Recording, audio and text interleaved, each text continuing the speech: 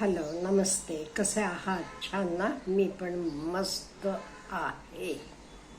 हल्ली बरेच लोकांना असं वाटते, अहो चांगलं स्थळ, अगदी कुबेरासारखं सगळं सुख संपत्ती असलेलं, व्यवस्थित वागायला असं स्थळ मुलींना बघितलं आईवडिलांनी तरी ह्या मुलींना तर नाही पसंत पडत. तर सोडून कुठले तरी साधे मुलाचे मागे त्या का पडतात?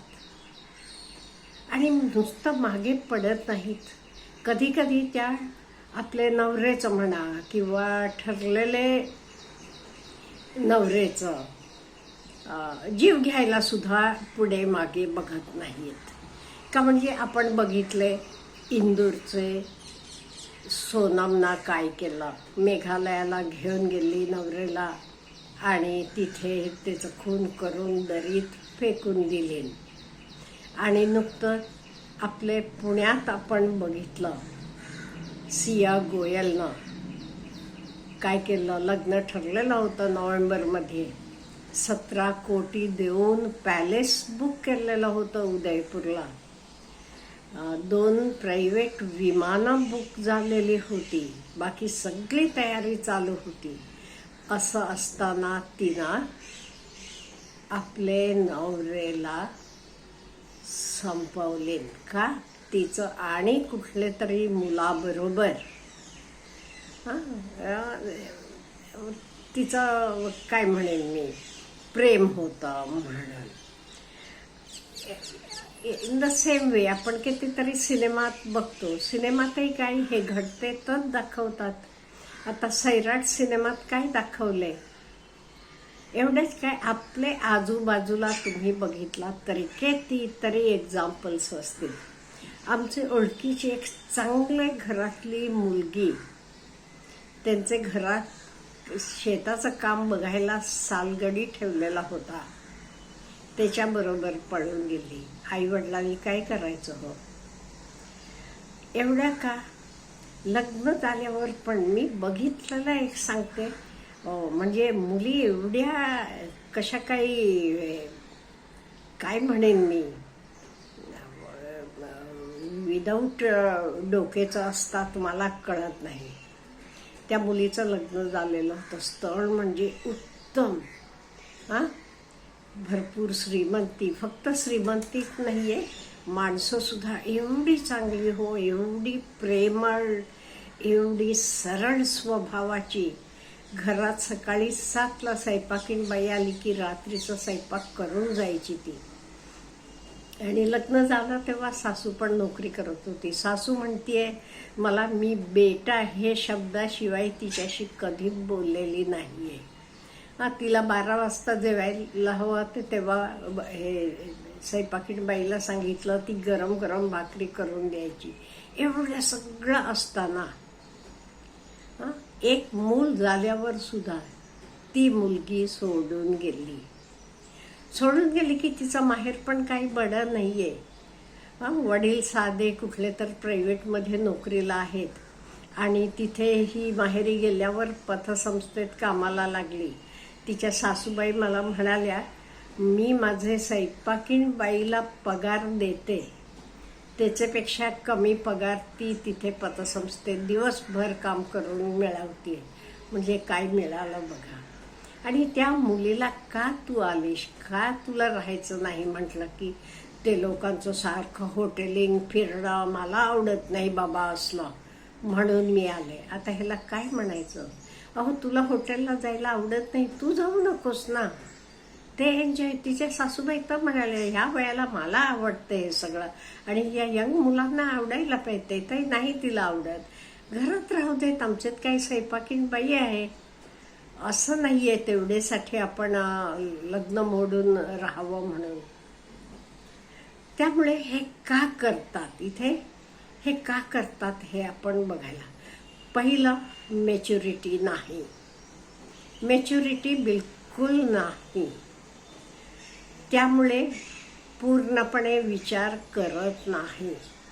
नुसतं आकर्षण प्रेम म्हणजे आपलं जीवन चालत नाही. आपल्याला रेशन काही त्याला मिळत नाही, काही खरेदी तेवढ्यानं येत नाही, हे त्यांना ह्याची जाण नाही आहे. नंतर जेव्हा जाण येते तेव्हा सगळं निघून गेलेलं असते, संपलेलं असते. फक्त आकर्षण असते, फक्त आकर्षण. आणि कित्येक वेळेला असं आकर्षणाला बळी पडून जातात आणि नंतर 1-2 वर्षांना परत येतात. असं सुद्धा करतात. पुढचा विचार बिलकुल करत नाहीत, बिलकुल पुढचा विचार करत नाहीत. हे एक कारण आहे. त्याच्याशिवाय कधी कधी आई वडिलांचा धाक असतो. आता हिला नुकतं घडलेलं पुण्यातले हे केतनचे होणारे बायकोला विचारलं की तिनं काय सांगितलं सियानं, तू पळून जायचं होता, तुला हे लग्न नको होतं ना. तेव्हा ती म्हणाली पळून गेले असते की सगळी बदनामी झाली असती, लोकांनी नावं ठेवली असती, म्हणून मी पळून जायचा विचार केला नाही आणि ह्याला असं केलं की ॲक्सिडेंटल डेथ म्हणून होऊन जाईल, हा माझा विचार होता, असं ती म्हणाली. म्हणजे कधी कधी त्यांना बदनामी नको असते किंवा आई वडिलांसमोर ओपनली नाही म्हणायचं हिम्मत नसते, नाही म्हणायची हिम्मत नसते त्यांना म्हणा, किंवा विचार करत नाहीत, हां पुढचं पुढे बघूया असं असते. किंवा आणि काही करायचं असलं काहीतरी नेगेटिव्ह विचार येतात. आणि कधी कधी ह्या सगळ्या गोष्टी भाग्यात लिहिलेल्या आहेत. आता भाग्य म्हणजे का म्हणता तुम्ही? आता आपण असं विचार करू, आपला जन्म ह्या घरात झालाय आणि कोणाचं कुठे झालंय, अमुक तिथे झाले, हे कशामुळे होते? मी वाचलेलं सांगते, हे भाग्यामुळे होतं. आता हे भाग्य कसं, आपलं पुढचे जन्मीचं भाग्य चांगलं असायला पाहिजे, तर आपण ह्या जन्मी चांगलं वागायला पाहिजे, व्यवस्थित राहायला पाहिजे, कोणाला त्रास देऊ नये.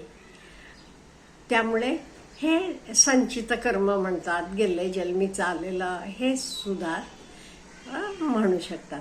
आता हे कमी व्हावं किंवा शक्यतो असं घडू नये, ह्याला पहिलं आपण काय करायला पाहिजे म्हणजे आपल्या घरातलं वातावरण असं मोकळं, ओपन म्हणतो आपण, तसं असायला पाहिजे. म्हणजे मुलांनी आपले मनात असलेला काहीही आपल्याला त्यांना सांगता यावं, ह्या टाईपचं घरातलं वातावरण असायला पाहिजे. नाही तर घरात कायम कोणाचं तरी दबावाखाली असायचं, मग मुलं नाही व्यवस्थितपणे बोलत.